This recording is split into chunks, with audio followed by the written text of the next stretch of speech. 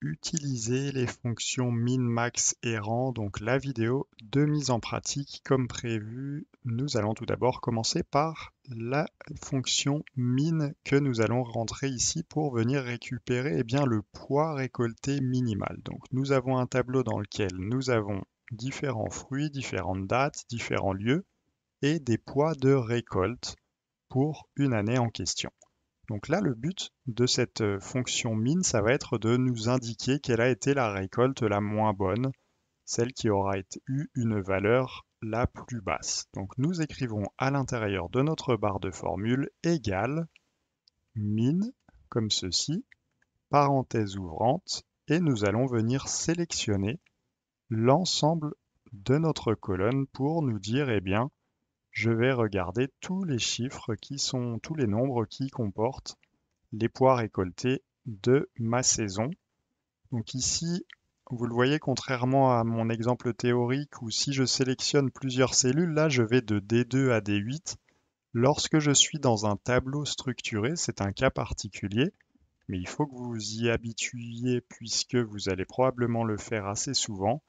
Eh bien, il vous indique le nom de la colonne. Donc tableau 1, c'est le nom de notre tableau, et il met entre crochets le nom de notre colonne pour nous dire, eh bien, je vais regarder dans l'ensemble de ma colonne poids récoltés systématiquement, et cela a l'avantage que si vous venez rajouter des cellules, des lignes à votre tableau, eh bien, la valeur minimale va être mise à jour en fonction de la valeur minimale parmi l'ensemble de la colonne et non pas de D2 à D15 par exemple. Si votre tableau grandit, il va aller chercher systématiquement l'ensemble de la colonne. Donc tableau 1, poids récolté, vous fermez votre parenthèse et vous appuyez sur Entrée et il vous indique que la valeur minimale de poids récolté cette année est de 9,6 et de mémoire c'est celle-ci, donc voilà, c'est la dernière récolte. Nous allons faire la même chose avec la fonction max, comme ceci, et nous allons sélectionner donc ici toujours les poids récoltés, comme ceci, automatiquement. Donc tableau 1, ouverture de crochet, poids récoltés, fermeture de crochet, et nous on va fermer notre parenthèse pour dire que l'on ferme notre fonction max, et nous allons appuyer sur la touche Entrée pour obtenir le poids maximal qui a été récolté lors de notre saison. Donc là, c'est le hasard, hein. Le hasard fait que c'est la première ligne.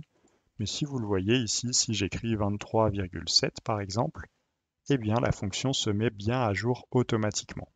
Donc c'est une manière de venir récolter, sans mauvais jeu de mots, automatiquement la valeur minimale et la valeur maximale, eh bien, de votre colonne poids récolté. Passons maintenant à une autre colonne, donc la fonction rang. Donc nous allons dire classement récolte, par exemple, comme ceci. Hop, classement récolte. Et nous allons venir utiliser la fonction rang pour dire, eh bien, quel est le classement du poids récolté parmi l'ensemble des poids que l'on a récoltés. Donc, j'utilise ma fonction rang. Donc là, il m'en propose plusieurs. Moi, c'est bien la fonction rang ici. Et je vais sélectionner donc mon nombre. Donc, quelle est la position de 22,4 parmi l'ensemble de mes poids récoltés. Donc, je vais aller sélectionner l'ensemble de ma colonne comme ceci. Donc, quelle est la position de... Là, on va revenir sur cette nomenclature. Position de 22,4 parmi l'ensemble de ma colonne. Et je mets un autre point virgule pour passer à l'élément suivant. Je vais vouloir, mon classement en général, on le souhaite plutôt par ordre décroissant, donc du plus grand au plus petit. Donc celui qui aura la position numéro 1 de notre classement sera celui qui représente la valeur la plus élevée. Donc j'écris 0 ou je double-clique sur décroissant et je ferme ma parenthèse et je vais valider. Et nous voyons qu'ici, eh bien, la position numéro 1 est bien tout simplement cette ligne avec 23,7. La position numéro 2, celle avec 22,4. Et si on a deux valeurs qui sont équivalentes, 20,7, il nous indique un classement équivalent et ensuite il passe bien sûr directement au numéro 5. Je reviens sur la nomenclature. Ici, on retrouve donc le crochet, poids récolté, crochet, ouverture de crochet, poids récolté, fermeture de crochet, donc c'est l'ensemble de ma colonne.